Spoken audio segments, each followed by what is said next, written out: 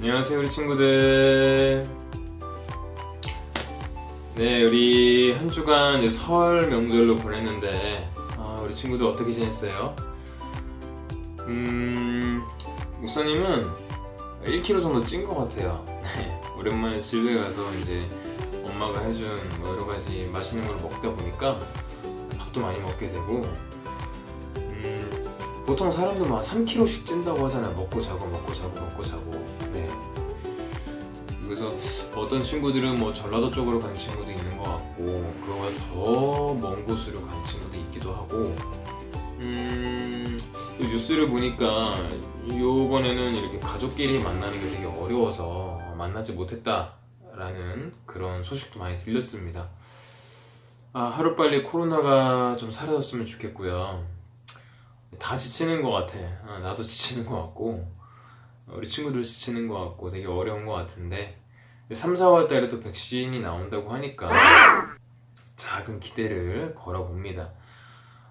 나는 운전하고 있는데 타이어가 터질 뻔했어요. 중간에 타이어가 펑 터질 뻔해가지고 성남 IC 지나서 이제 넘어오는 그 찰나에 더그럭더그럭 소리가 나고 보니까 뭐 이따만한 못도 박혀있고, 그것뿐만 아니라 타이어 자체가 뿔룩 튀어나왔어요. 보거처럼 이렇게 꾹 옆에 튀어나와가지고. 그게 이제 계속 밀려 나오면 나중에 뻥 터져버리는 거죠. 저희 이제 풍선, 그냥 이렇게 풍선 뾰족한 거로 펑 터지듯이 얘가 이제 밀려 나오면, 이 변형된 게 쭉 밀려 나오면 나중에 위 밀려 나오면서 뻥 터져버리는 거죠. 긴급 출동 그 전화해가지고 차 견인돼가지고 용인까지 그 견인차 타고 그러고 왔어요. 그게 밤 12시 새벽 1시 막 이때였거든요. 집에 도착하니까 2시 막 이러더라고. 참 다이나믹하게 한 주를 좀 보냈습니다. 자, 우리 오늘 말씀을 한번 볼게요. 오늘 말씀은 시편 51편입니다. 시편 51편 9절에서 10절 말씀이고, 제목은 죄와 싸우고 있나요? 라는 제목이에요. 오늘 이 본문의 제목을 정한 이유는 나름의 약간 좀 느슨해진 이 틈을 타서 이럴 때 또 죄가 침범하기 쉽기 때문에 약간의 경각심을 주고자 이 본문을 선택했습니다.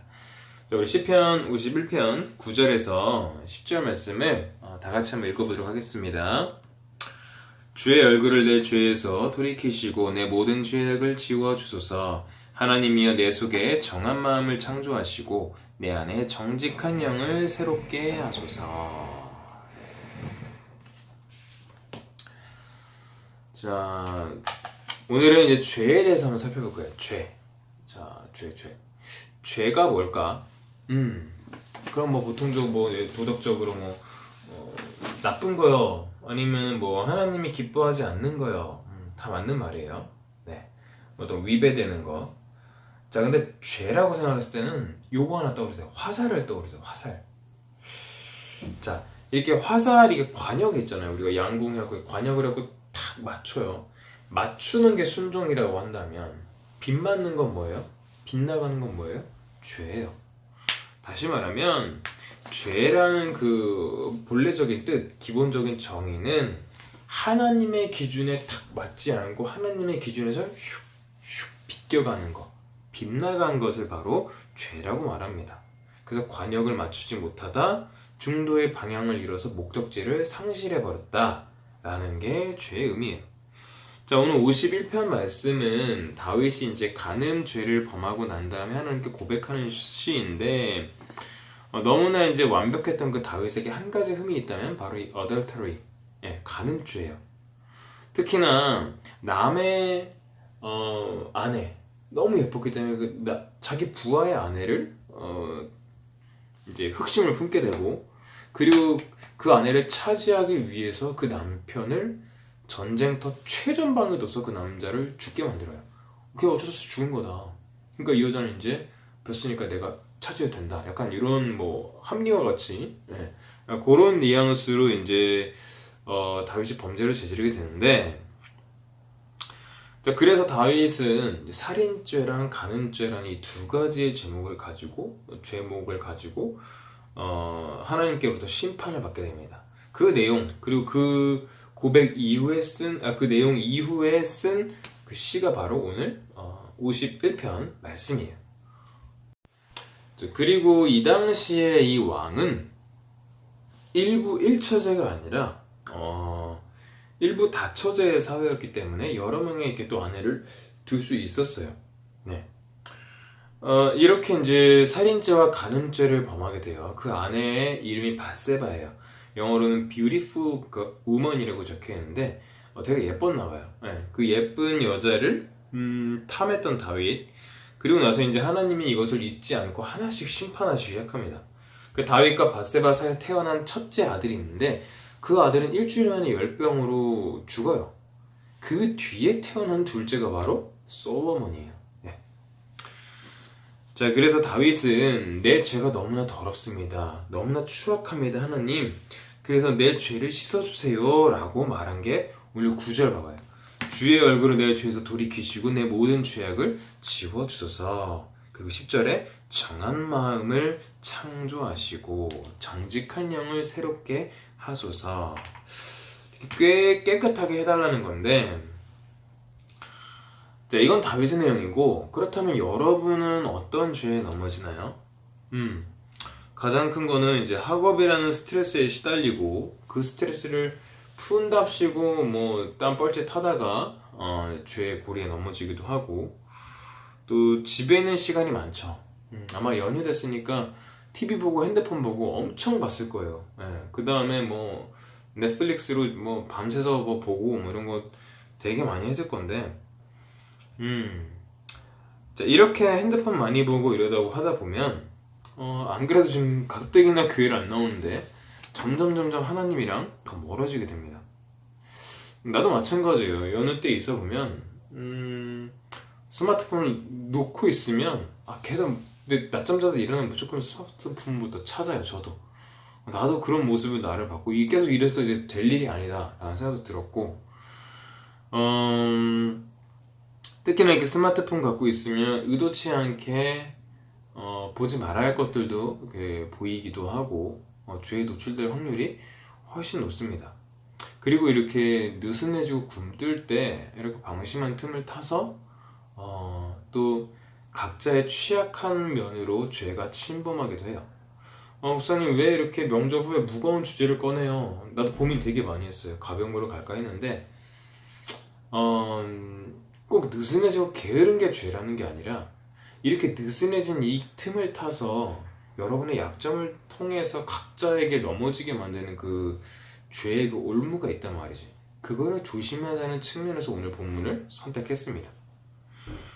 자, 그래서 우리가 어떤 참 늘 긴장하고 살기는 쉽지 않아요. 어렵지만 그래도 기억하고 애쓰고 노력해야 된다는 거예요. 그렇지 않으면 댐이 무너지듯이 와르르르 무너져요. 자, 또 하나 지기 쉬운 죄가 뭐가 있을까? 이거 남자 여자 공통인 것 같아. 물론 여자들도 안 그런 친구도 있겠지만 다혈질, 분노, anger, 욱하는 성격. 야고보서 1장 20절에 이렇게 말해요. 사람이 성내는 것이 하나님의 의를 이루지 못함이라. 자, 그리고 에베소서 4장 26절은 분을 내어도 죄를 짓지 말며 해가 지도록 분을 품지 말고. 자, 분노를 품게 된다 보면 살인하는 마음, 미운 마음을 품게 되고 그 독이 내 안에 있게 되고 그 분노를 해소하고자 아니면 또 분노를 표출하기 위해서 더 큰 죄를 범하게 된다는 말이죠. 자, 우리 친구들, 죄에서 자유로운 사람은 아무도 없습니다. 저도 그렇고 다윗도 그렇고 우리 친구들도 마찬가지예요. 늘 넘어질 거예요. 하지만 죄를 피하고 조심해야 될 이유는 뭐냐? 뭐 하나님의 영광을 가린다, 당연하고 덕이 안 된다, 당연하고. 하지만 제일 직접적으로 타격을 받는 건 여러분 자신이에요. 나 자신이에요. 나의 평정심이 깨지고 나의 영적인 건강이 무너지고 박살나기 때문에, 상하기 때문에, 그리고 한번 넘어지면 계속 넘어지기 때문에 죄를 더욱더 피해야 한다는 것입니다. 우리 야고보서 1장 14절 15절 말씀 볼까요?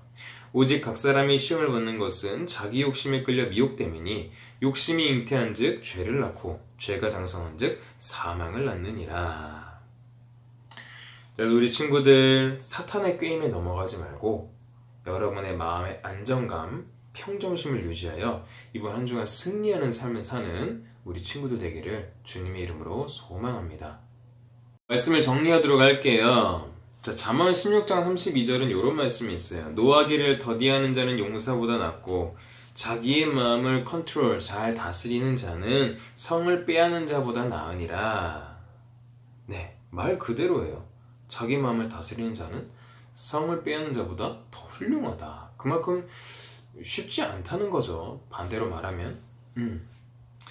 다윗은 어떻게 됐을까요?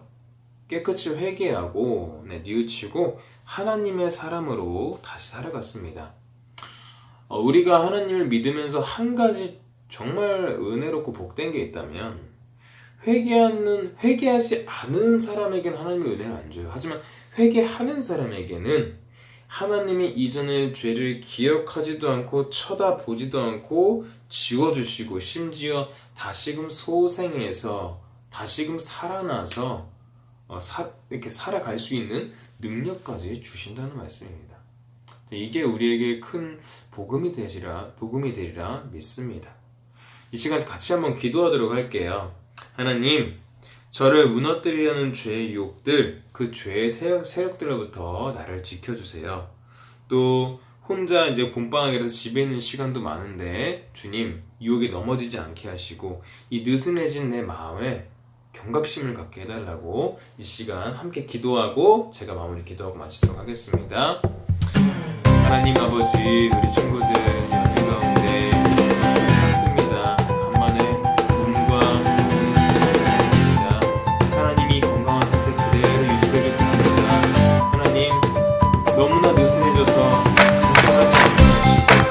긴장감 떨어지지 않게 하시고 지금 경각심을 가지고 또 이 느슨해진 상태를 살이 펴지 않도록 우리 한 사람 한 사람 주님 지켜주시옵소서.